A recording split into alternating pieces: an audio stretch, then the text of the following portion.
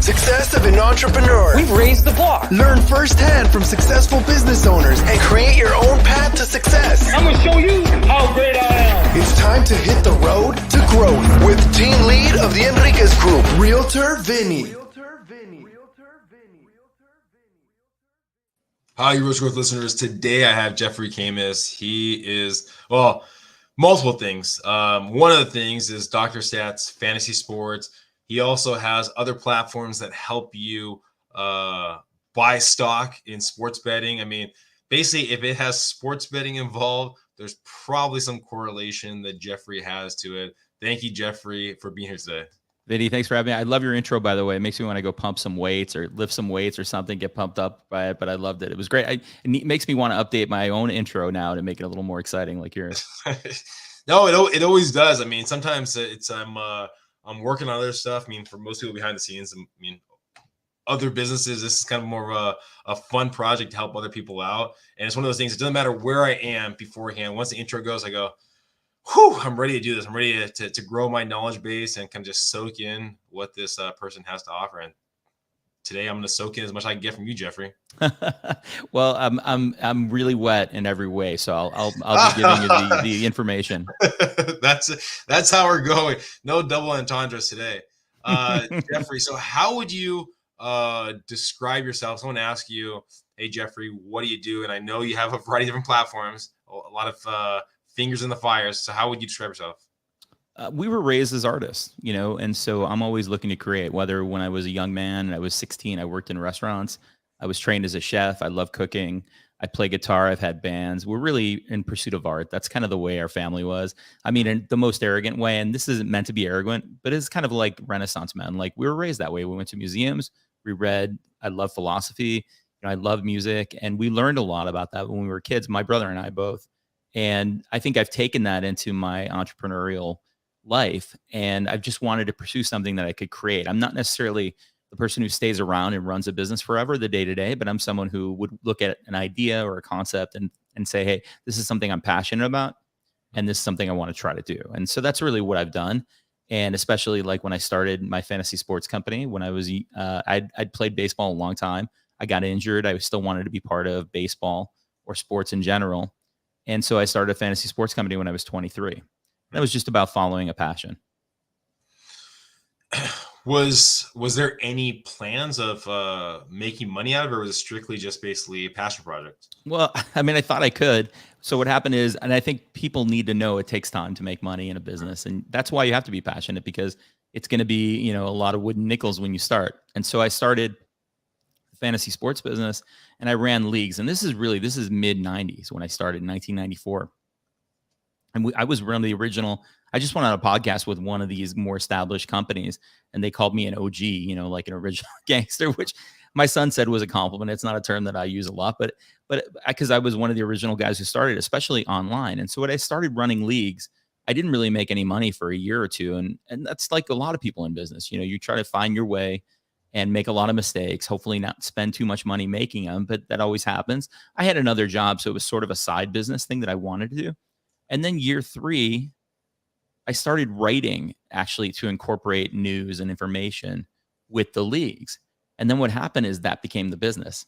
And I had no idea that people wanted that. But what I essentially created was one of the very early, maybe not the first, but one of the very early magazine subscriptions, online subscriptions people could get for news and information. And we created all these other different spreadsheets and ways that people can look at their players and analyze them. And that was really what the business became. And then it was a subscription service, essentially. What did you learn from starting that platform that you probably didn't know, I guess? A lot of stuff, but mostly that you don't know what is going to be interesting to people. It's hard you try to create something and you think this is great because you can't see the forest for the trees and you become singular minded. But what happens is you get feedback, and like I think anybody who's entrepreneurial has to have a really good touch of marketer in them, meaning asking questions, getting feedback, finding out what people really want, and then kind of creating a product around that. And what I think a lot of times happens, though, in business, I learned about that it was timing. In that business, what happened was I had just created the right product with the right timing. And all of a sudden, the success of that business by year 3, a big overnight success, after a few years. But I ended up having like 3,000 subscribers within like 2-3 weeks, which was amazing. That was like $100,000 a month for that size business. Being 23 was a huge amount. I mean, it wasn't like a .com startup or something like that, but it was a little business I ran that allowed me to do, stay home and work from home with my kids. And I built this business that I ran for 15 years. Before we get farther into your journey, so I know you already said that you played a lot of baseball kind of growing up. Did you have aspirations when you were younger? I mean, or did you have aspirations and how long to make it to the pros? Of course. But what happens is you start playing up levels, and then, the locker room thing that guys get is that you start realizing that you get maxed out. And I would start playing with guys who were like A-level guys, guys that could play A-level baseball. And I was throwing with them, and I was like, this guy's burning my arm every time. And I'm trying to hold up with him. And it's just that there's guys that are better than you, especially in baseball. It's very skill orientated. Bodies never really tell you anything about baseball. A lot of times it's a guy who's got a wicked arm or has a little bit better eyesight, things that you really can't, figure out. I was a grinder. And for me, I would just work harder, and I'd try to work harder than other people. But at some point that maxes out too, and then your talent only gets you so far. So I knew it. Of course, I wanted that to happen. I probably should have tried to be an NFL tight end. I think I had a better chance of doing that. What is a slow burn of that realization, or was it an instant thing that kind of came at like one moment at a time? Well, you get to like a level playing with other people, and you sort of look around, and you're like, can I get better? And I would say too, one of the things about baseball that is really difficult is that you have to have that impenetrable confidence, because you fail all the time in baseball. And I'm not sure that I was ready to fail that way at that time. I think as I got older, I developed that, where no matter what says, you become indefatigable, where it happens to you and you keep moving through it. When I was younger, I was probably too sensitive and didn't really know what that meant. And I probably took in too much, and then that kind of curbed me. And I think that baseball is so difficult because it's sort of like, it's the great lesson of life. I always thought of baseball as that, because it really is a game of managing failure. I mean, the most obvious one is where people always say, if you get hit, 3 out of 10 times, you're in the Hall of Fame. And that's the truth. And a lot of days now, these guys are hitting, maybe 2.5 times out of 10. Most guys are batting 230, 240 because it's such a hard game. So I would say that, you have to be able to do that. And I think it translates perfectly for business and entrepreneurship. So you fast forwarding again, so you built the business of the fantasy sports. And when did you know that, okay, you know what, this is not enough for me, I want to venture out into some other businesses? Well, at that time, I really loved doing that. I didn't think about doing it for a long time, any other businesses. What had happened was, after about 15 years, 13, 14 years running that business, my now ex-wife had a business that she was running, which was a technology company. They were one of the very first platform developers, web developers. And this is like when, everything was done on Informix databases, where programming a line code to a server or a SQL server type would take hours. It wasn't as easy as it is now with the graphical user interfaces. So they were running a technology company that did a lot of web work and program development for a niche clientele. And that business had fallen into some trouble. But when you're there and you're hearing about it every day, you kind of understand the business problems. So what happened was, I essentially bought the stock of that company, and with my now ex-wife, and we sort of rebuilt that business. And that's essentially an agency. The way that we did it, we've done brand work for some of the top law firms in the country. At one point, we had about 25 or 30 of the top 250 AmLaw companies, law firms in the country. And we've done a lot of rebrands. Some of the brands are still up in buildings in LA, in Chicago and New York. And so that's been a great business, working with, extremely difficult and demanding people, working with lawyers. So that's not quite easy. It's high pressure. You learn a lot about corporate culture and how every firm's different. It's a very interesting environment to work in. When you ventured out with your ex-wife on building that business, was the fantasy sports still running, or did you shut the doors on that? No, I kept it for about 4 or 5 more years, but I was getting a burn on that a little bit, because what happened was that's a business where I have to be immersed every day. And I was trying to train other people to kind of write, but my writing I felt like that's one of my keys for myself, is I'm very analytical. I love reading. I thought that the writing that other people were doing was not up to the level of my writing. And I could see it when I didn't have as much time. And to really run that business, I would have to write 50 to 100 news stories every day. And then I would also have to write player evaluations. Like going into an NFL weekend, I'd write 500 or 600 player evaluations in like one day. It became a super demanding business. I loved it, but then I just like anybody else, I just burned out of doing it. And I didn't feel like putting someone else's name on it would have been fair to the customers or so I kind of just ended that gracefully. How many player evaluations did you do in one day? Well, I was doing, so if you had an NFL, one of the things we did that was kind of cool before people did it, and we were using like an algorithm or kind of like a hybrid or some kind of a matrix to come up with these calculations. We would do player projections by hand for the NFL games, and I would do like anywhere from 300 to 500 in a given day, where I'd write, 25 or 30 lines about each player, what you could expect when we had really key data. And we'd have to blast that out overnight because people wanted it to make their lineup decisions by like Wednesday or Thursday. So it became super demanding and almost and I did that for like 13 or 14 years. So it just burned out on me a little bit. Now, I think probably for anyone listening that has some sort of business systems, and I think most businesses have some sort of system, it could be smaller or bigger. What was the system of putting that in place? Because you talked about you couldn't really duplicate yourself on the verbiage. So did you try different systems? Maybe they didn't work out, or you try to plug and play different people, or what happened that didn't work out? Well, it was so in this customized kind of concept that we were doing, it had to be written. So we had a system, of course, a back-end database system where I would enter all the data for each player. And then what was cool, and I know it's really simple now, but we had I know we had the first dashboard, which was a place where people would go and log in and get customized things. So somebody could come into our product and they could create like 4 teams, and then they can create like a customized dashboard for all those teams in one space. And I think that was the cool thing. And then those matchups, then people would want customized information about all their players and who they were matching up against. So like somebody'd want to know if, Deion Sanders was covering their wide receiver, maybe we're not going to play him this week because he's going to get shut down. And that was the kind of thing that we did. And we took we didn't want to just take like the canned data that people had and kind of regenerate it. I know that a lot of that's being done with artificial intelligence, but we really didn't want to do it that way. And so it was really just hand and custom done. Do you watch sports when you're not basically working? I do all the time because it translates into what I'm doing right now. In fact, I'm in Chicago now, and I try to go to the White Sox game, but they were out of town, and I'm not a big Cubs fan, but I love watching sports all the time. And especially with what I'm doing now, which is a sports betting and gaming ETF, it helps me to learn what's going on. There's so many partnerships going on with the sports gambling companies now. I want to stay tuned and abreast of everything going on in that space. How do you recharge? People can love what they do, yet there's probably, I guess, a moment where they want to recharge. And so is there something you do to recharge that maybe is stepping away from sports or other things? Just a couple glasses of wine by the pool and and maybe a cigar once on the weekend. But those cigars take you down now, so I'm not doing that as much. But I love being engaged in work. I think that it makes it's a feeling that I get from doing it. You can't do it for money. Number one, it's the byproduct of just being engaged. I would love to do more travel, but I've been too wrapped up in what I'm doing.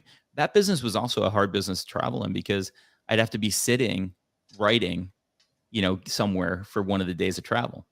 So, it was kind of a demanding business. And now I'm involved with the stock market. That's also very demanding in its own way, launching a new fund. I try to podcast or go somewhere and talk about it every 3 or 4 days. And so it's, being active. But I think, again, I'm charged up by it. I love it. I go to visit casinos when I'm on the road. I had a road trip this week to Chicago. I stopped in several casinos along the way just to see what their layout was, just to see what the flow is. I was in a casino in Chicago on Saturday night, and I know that we're worried a little about recession going on. I'm not seeing it, and I think at least in the casino operating business, it's kind of a recession-proof industry. Like alcohol and tobacco, those are somewhat recession-proof. And I don't really believe we're going to get the recession that other people in the market think we're going to get anyway. But yeah, if you love it, I don't really feel like it's kind of effortless. I always thought building in something you love to do into your life is not really a job. Well, okay. So you built the business 14 years, you're going off to branding with your ex-wife. When did the idea of going, I'm getting withdrawals from something to do with sports and I need to get back into something to do with sports again? it's always part of my life. And then, I started an investment advisory as well with a partner, and we manage about 130 clients. In between that, I had a software company.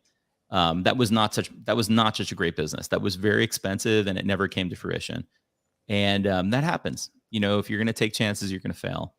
So, but I started thinking that, with all these states in the U.S. legalizing gambling, especially sports gambling, that there was an opportunity to create a fund, and the fund's called iBET, IBET. It trades on NASDAQ. I thought there was a good opportunity to create the fund to see, because it's a growing industry. The CAGR is 12 to 15% over the next 6 or 7 years. I think it's going to be bigger than that. You go to a state like New York, you have $1 billion in handles in the very first month it opens there. California has legislation coming in November. We're going to get close to all 50 states. We won't get to all 50. We'll probably get to close to like 48 within the next 2 or 3 years. Salt Lake City, Utah, I don't think, because of their religious affiliations, I don't think we're going to get them. But I think otherwise we're going to get all the other states. And they have to, because people don't want money going across the border, especially when it's tax revenue. They can do a lot of things for schools, roads, whatever you want to do. And in California, the ballot's really good. It's like 90% is going to go to mental health. And living in California, you know how many people we have living under viaducts there. I mean, during COVID, there was a compound that was about a mile from my house that had a couple thousand people in it. So mental health, money for mental health, the taxes, that could generate a lot of revenue for California. So I think that election is coming in November, and a lot of these bills have, higher taxes. And a lot of the states have really high taxes. New York has a very high tax on gambling for the operators. So their margins may not be as great, but it also helps the communities as well, and it gives back to them. Well, what was the process though? So you had, investment companies, you have branding companies, and then when did the idea of starting this company about, trading stocks or gambling stocks kind of come about? During COVID. Okay. I think I had a lot of free time. At that time I was single. I had just entered a relationship November before COVID really got big. I was single and I had a lot of free time. I was living in a big house and kind of like going stir crazy like everybody else. And I think I had 45 or 50 days where I didn't talk to anybody. And I was just kind of thinking, what do I want to do when this comes out? I read as much as I can. And I just thought, it seems like I was thinking about the concept of an ETF, and I started researching it, an exchange traded fund for your audience, if they know what it is. Essentially, an ETF or an exchange traded fund is a basket of stocks. The ones that work really well give you exposure to a certain sector. Like in this case, sports gambling. Some are electric vehicles. Some may be the real estate industry. There's one called Nail, which is a triple leverage one that exposes you to the real estate industry. And what they do a really good job is, if you believe that's a growing space or a growing space at the right time, you may want to put an investment there to take advantage of what's happening. And so in this case, this is sports betting and gambling. And I know this is a growing space. Casino operators are growing in great number, and especially this ability to use, our phones creates great margins for them. So essentially, there's no transaction to them. Vegas is now becoming the resort reward. It's not so much about going there, although we all love to go there. It's fun, great restaurants, great things, great shows. It's the reward. So even my son, who maybe bets $15 or $5 or $10 on a game, he gets rewards from MGM where he gets comped because they want to bring him in. So it's really the reward destination now. It's not so much about, a lot of the gambling I'm saying is being done on your phone, and it's not being done at the casinos.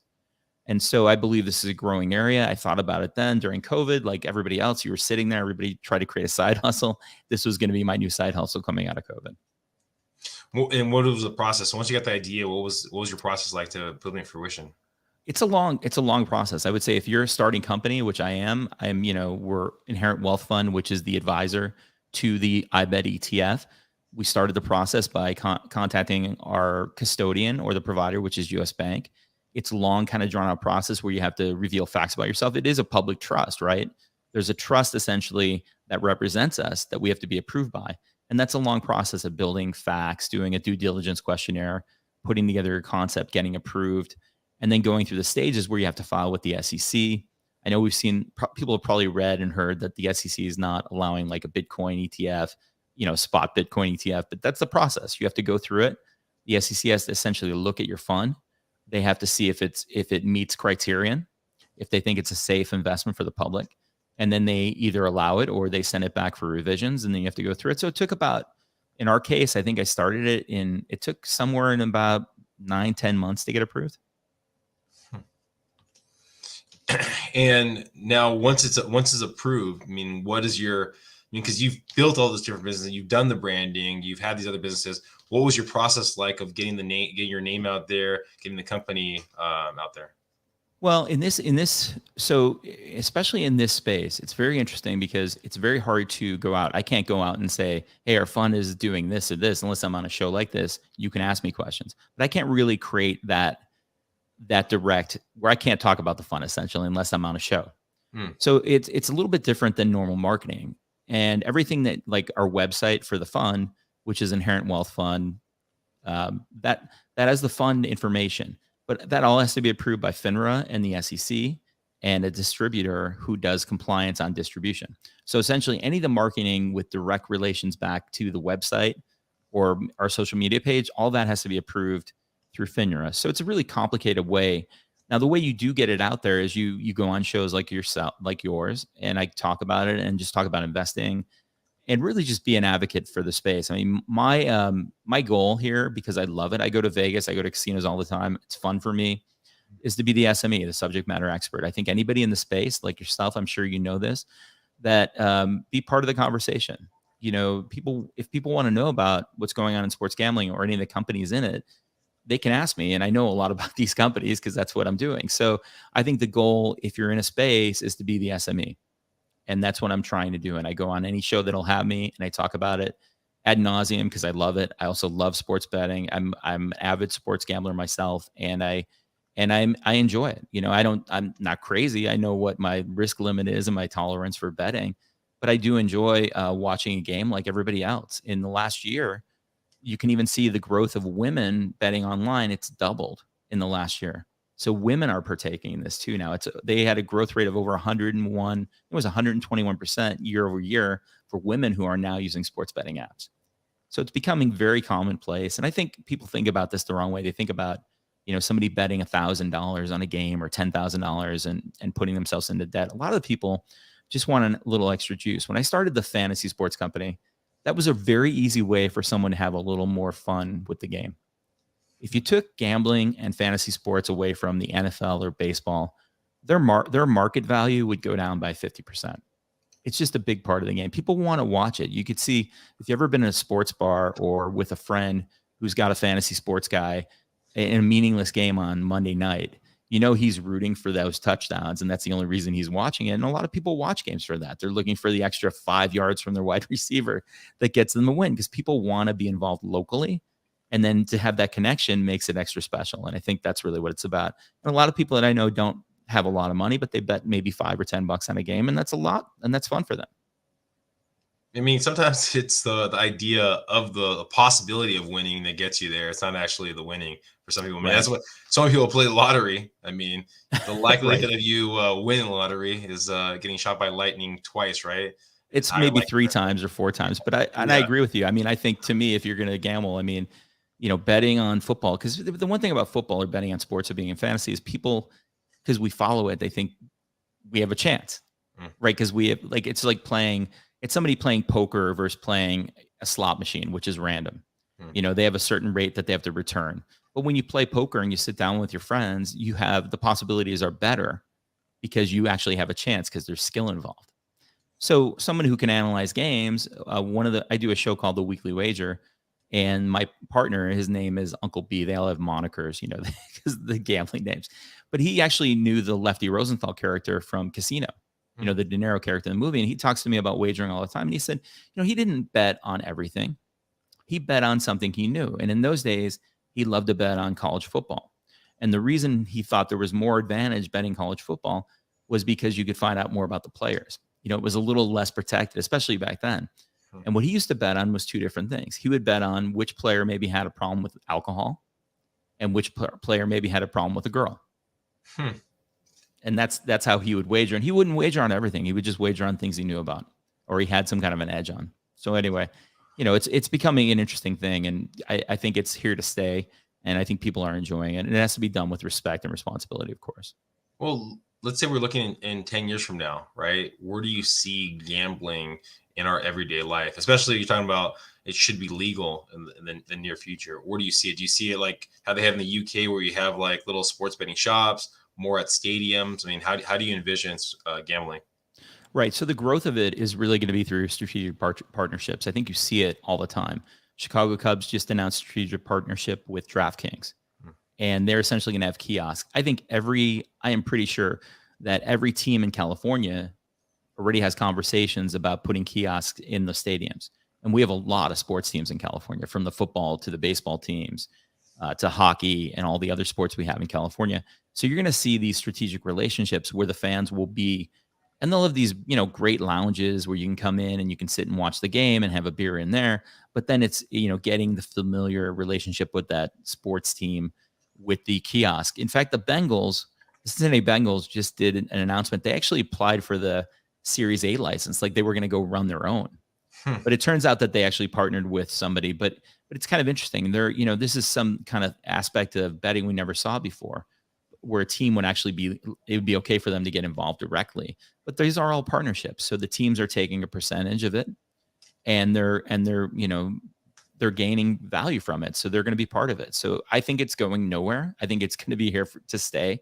I think there are a couple of states that have hurdles that may take longer. I think some of the states, Florida, which has a big tribal alliance with the tribal, casinos and gaming that they have there, is having some struggles. California may have some struggles with that. California probably will legalize in some form, maybe not altogether. What we're seeing with a lot of the states, 34 are legal now in some form. And you literally, if you look down, I built a matrix where it says like some online only, some sports betting, some casino games, some in person, some have to be approved in person. They all have different, because it's not federal, it's state by state. So you're seeing all these different legislations based on the states. At some point, we might get a federal act. I'm not sure we will, but it might, because then, of course, the federal, the government can control it a little bit more and regulate it as they want. But we're not there yet, but we'll see if that happens. Well, Jeffrey, thank you so much for being on the podcast today. If someone's listening and they're looking to get more information about future ventures, looking to invest in the stock, I mean, what's the best way of them getting more information? Well, you can Google me, Jeffrey Kamys, Kamys, or you can look up the iBET Sports Betting and Gaming ETF. You can just Google those things and you'll find me one of those two ways. And I'm going to finish off with one last question. And I know you've talked about the passion that you have for sports, and that's kind of why you ventured off and kind of built these companies over the years. If someone has a passion for a sport or some activity, right, and they're looking to kind of build a business off of that, I mean, what are some things that they should probably think about to actually make sure it's a good venture for them, or maybe not the best venture for them? Well, I think the greatest thing that we have is the internet, right? I mean, there's a lot of bad things on the internet, but there's so many ways. Like I'm starting to play a lot of golf now, and I want to get better at golf. What do I watch? I watch YouTube videos and wherever it is. So do your research, spend a lot of time figuring out if this is right for you. Get to know as much as you can. You're still not going to know. You'll probably only know 15%. If you spend a month researching something, you will not know what it's like until you get there. You could research being a ship captain, but until you're out on the ship, getting your butt kicked by the water, you don't know what it's like. And it's the same with any business. Do as much research as you can, though, so that you can ask the right questions so that you don't get burned by bad deals when you start. It's really hard. And use your instincts.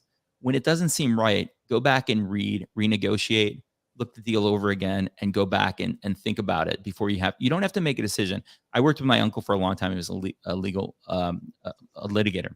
And he always told me, you don't have to make a decision today. Kick it down the road. See what happens. You'll learn more. You'll think more about it. It's when you feel like you have to clear it off your plate that sometimes is when you make a mistake. So that's what I would say to do.